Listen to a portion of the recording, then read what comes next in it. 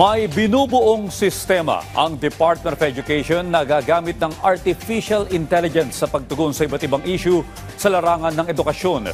Ibinida naman ng Department of Information and Communications Technology kung paano makikinabang ang mga mag-aaral sa buong bansa sa isinusulong na Konektadong Pinoy Bill.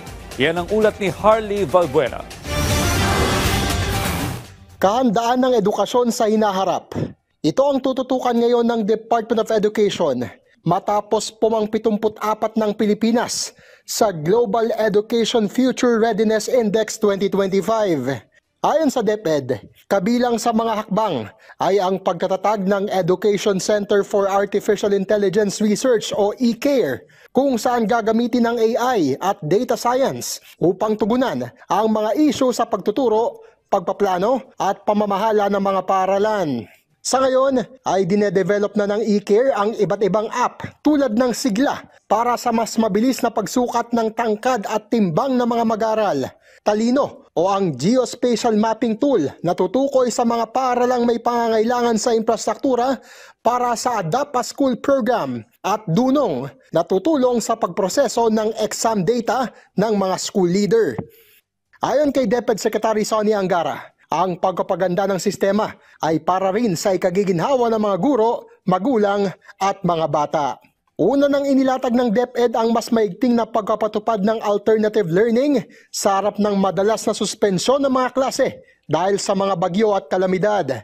Ang Department of Information and Communications Technology tiniyak ang suporta sa mga inisyatibong ito sa edukasyon.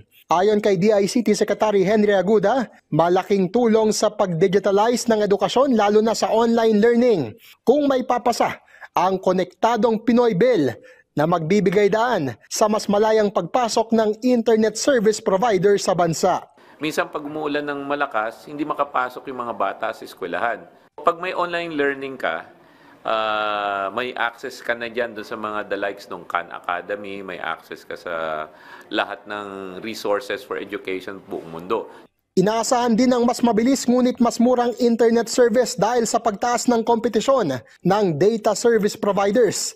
Sa pamamagitan din umano ng Konektadong Pinoy Bill, inaasahang mahahatira na ng internet connection ang mga paaralang nasa mga liblib na lugar.